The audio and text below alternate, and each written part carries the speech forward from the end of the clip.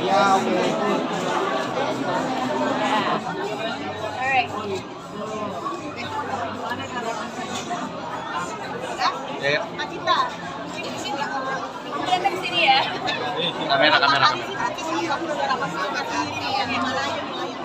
Ya, jadi di film Pangeran Bukit 2 Mistake ini aku dan Kalista syuting.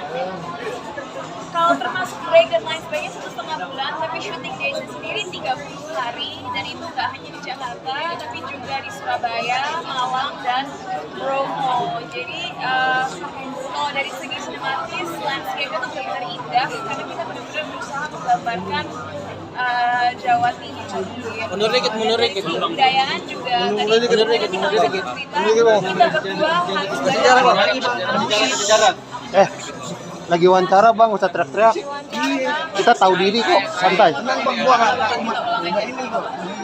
bakar mas, nggak sakit kupingnya sebentar. Aku tadi kena kupingnya, kasihan. Aman ya? Oke, aku ulang dari jawaban terakhir. Oke. Jadi di Pangeran Pangeran Bukit 2 Mistake ini, aku dan Kalista syuting kurang lebih 30 hari, dan kalau termasuk break dan perpindahan set itu 1,5 bulan. Gak hanya di Jakarta, tapi juga di Malang, Surabaya, di Bromo. Jadi kalau dari segi set, keindahan set itu benar-benar Mas Guntur, director kita luar biasa menunjukkan keindahan Jawa Timur. Dan gak hanya itu, dari segi kebudayaan, aku dan Kalista pun harus belajar sebuah tari tradisional, tari topeng Malang. Cukup. Mas, ya elah. Gimana sih? Nah, ini dulu. Dengan tari topeng Malang sendiri aku belajar sama Kak Cinta, kita dikasih guru les sendiri untuk berdua. Tapi ada bedanya, kalau Kak Cinta tuh lebih susah karena Kak Cinta yang kompetisi. Kalau aku memang base-nya kan teman-teman tahu hip hop dan tari-tari modern. Jadi untuk harus melenturkan jari-jari ini dan terlihat lebih aman itu jauh lebih sulit daripada Kalista yang intinya adalah I mean your dancers are harder than mine. yang kamu lebih susah, yang aku lebih gampang karena aku bisa memadukan tari tradisional Malangan dari Malang dengan sesuatu yang lebih modern. Karena mungkin kalian udah lihat cuplikannya di sosial media aku. Saat aku menari tradisional, aku tidak menjadi diri aku sendiri, aku kesurupan, dan bahkan mukanya berubah jadi topeng Malangan di mana aku menggunakan prostatik gitu. But it was really cool. Keren. Iya. Ya, jadi buat aku pribadi, aku seumur hidup belum pernah ditantang untuk berbahasa Jawa. Dan di film ini kalau kalian ingin perdana melihat Cinta Laura bahasa Jawa, kalian bisa nonton di Pangeran Bukit 2. Tapi aku beruntung banget punya Kalista karena waktu itu aku merekam suara dia. Karena logat bahasa Jawa dia bagus, jadi aku merekam suara dia dan di rumah tuh aku dengar ulang kata-katanya supaya cengkok dan logatnya tuh ya sebaik mungkin yang aku bisa gitu. Gak ada yang sulit untuk Kak Cinta. She can always do everything. Aku tipe orang yang selalu bilang kita nggak boleh bilang nggak bisa. Walaupun mungkin kita tidak menjadi yang terbaik dalam hal tersebut, apapun tantangannya kita harus bisa aja dan berusaha gitu. Dan di film ini sebenarnya challenge-nya nggak hanya di bahasa Jawa. Sebenarnya film ini tuh paket komplit bisa dibilang. Nggak hanya horor yang ada jump scare-nya, gore dari elemen mutilasinya ada, action-nya ada, dramanya ada.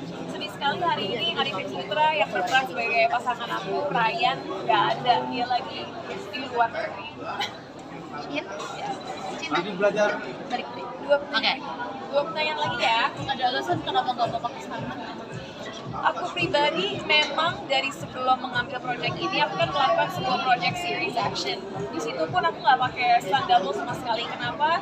Satu, karena aku merasa memang bisa. Kedua, aku nggak mau sampai penonton saat nonton film ataupun proyek aku ini merasa oh ini kelihatan nih bohongan bukan cinta.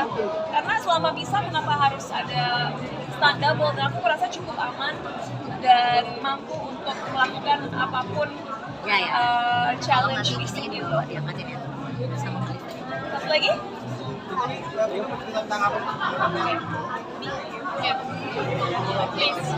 Oke, jadi film ini sebenarnya bercerita tentang seorang gadis muda yang diperankan oleh aku, Alma.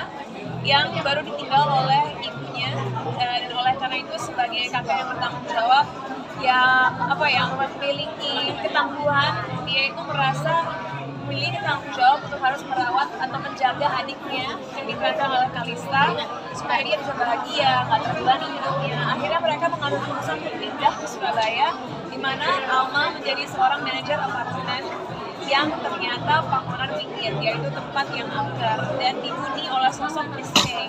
Dan mungkin teman-teman yang nggak tahu, film ini diangkat dari kisah nyata. Jadi ini kalau kalian googling, ini benar-benar ada sebuah apartemen di Surabaya yang dihuni oleh sosok Miss K. Nah, disitulah berbagai kejadian horor dan mengerikan terjadi. Dan di situ Alma, Ryan kekasihnya yang seorang polisi, dan juga Mia harus memecahkan misteri kenapa Miss K ada, kenapa dia meneror orang-orang di dalam, dan bagaimana mereka bisa menyelamatkan diri mereka sendiri dari kutukan Miss K. Karena sekali kita melihat Miss K, kita hanya memiliki 4 hari sebelum maghrib untuk bisa melarikan diri dari maut lah gitu. Jadi untuk teman-teman, thank you for coming today. Jangan lupa mulai tanggal 25 Desember nonton Pangkonan Wingit 2 Miss K ada di bioskop di seluruh Indonesia. Thank you.